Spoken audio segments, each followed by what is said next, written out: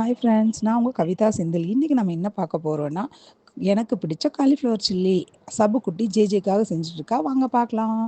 ஒரு பெரிய காலிஃப்ளவர் எடுத்து அழகாக சுத்தம் பண்ணி மஞ்சத்தூள் போட்டு வச்சுட்டு, அதுக்கப்புறம் ஜேபி மிக்ஸ் எடுத்துருக்குறோம். ஜேபி 65 மிக்ஸ் அவ்வளோ சூப்பராக இருக்கும். அது டேஸ்ட்டு அவ்வளோ நம்மளுக்கு சொல்ல முடியாத அளவுக்கு டேஸ்ட் இருக்குது. நீங்கள் செஞ்சு பாருங்கள், ட்ரை பண்ணி பாருங்கள் ஒரு டைமு. அதுக்கப்புறம் கார்ன்ஃப்ளவர் ஒரு 3 ஸ்பூன் போட்டுக்கலாம். கார்ன்ஃப்ளவர் எதுக்கு போடுறோன்னா, மசாலா வந்து நல்லா மிக்ஸ் ஆகிறதுக்காக கார்ன்ஃப்ளவர் போடுறோம். அதுக்கப்புறம் அரிசி மாவு போடணும், 4 ஸ்பூன் அரிசி மாவு போட்டுக்கலாம்.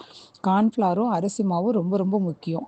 ஏன்னா அரிசி மாவு வந்து நல்லா மொறுமொறுப்பு கொடுக்கும். கார்ன்ஃப்ளவர் வந்து அந்த மாவில் மசாலாவோட நல்லா மிக்ஸ் பண்ணி கொடுக்கும். அதனால் இந்த ரெண்டையும் மிஸ் பண்ணிடாதீங்க. அதுக்கப்புறம் தண்ணி லைட்டாக கையில் மட்டும் தொட்டுக்கோங்க, தண்ணியை ஊற்றிடாதீங்க.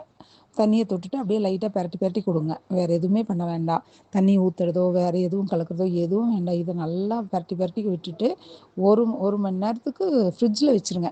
ஃப்ரிட்ஜில் எதுக்கு வைக்கிறோன்னா, இந்த மசாலாவெல்லாம் ஃப்ரிட்ஜில் 1 ஹவர் வச்சிங்கன்னா தான் மேரினேட் ஆகும். அந்த காலிஃப்ளவருக்குள்ளே அந்த மசாலா மேரினேட் ஆயிரும். வாங்க இப்போ நம்ம பெரட்டியாச்சு. அடுத்தது நம்ம ஃப்ரிட்ஜுக்குள்ளே வச்சிடலாம். இப்போ ஃப்ரிட்ஜுக்குள்ளே வச்சுட்டோம். ஃப்ரிட்ஜில் வச்சுட்டு 1 ஹவர் கழித்து எடுத்து பார்க்கலாம். 1 hour later. நீங்கள் பாருங்கள், எடுத்தாச்சு.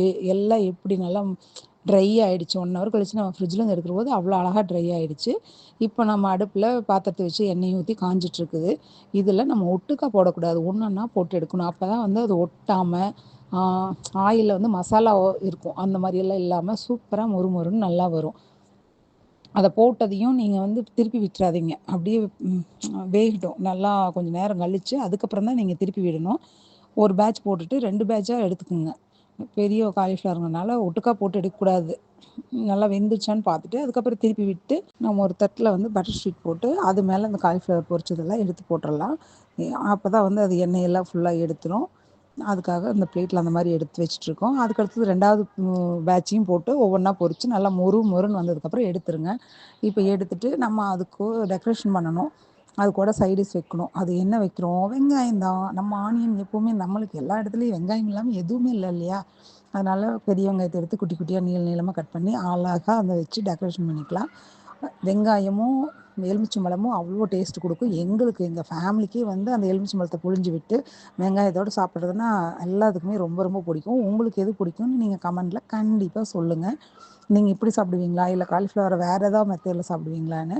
ஃபைனலாக இது கூட நம்ம இன்னொரு கடையில் இருக்கிற மாதிரி டேஸ்ட் கொடுக்குறக்கு சீக்ரெட் பவுடர் சேர்த்த போகிறோம். அது என்னன்னு கேட்டிங்கன்னா, சாட் மசாலா தான்.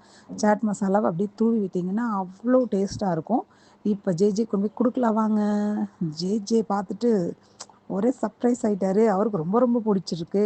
ஒரே ஹாப்பி பய உள்ள பார்த்துட்டு அவரே மச்சக்கு மச்சக்கு மச்சக்குன்னு ஒரு பிளேட்டையும் அவனே காலி பண்ணிட்டான். மாமாவுக்கு வைக்கல, அப்பா அம்மாவுக்கு வைக்கல, அக்காவுக்கு வைக்கல, சபாவும் தம்பிக்காக தான் செஞ்சு சாப்பிடட்டும் அப்படின்னு சொல்லிட்டாங்க. உங்களுக்கு இந்த வீடியோ பிடிச்சிருந்தா மறக்காமல் பெல் பட்டன் அடிங்க, சப்ஸ்கிரைப் பண்ணுங்கள். அப்போ தான் வந்து நான் போடுற எல்லா வீடியோவும் உங்களுக்கு வரும்.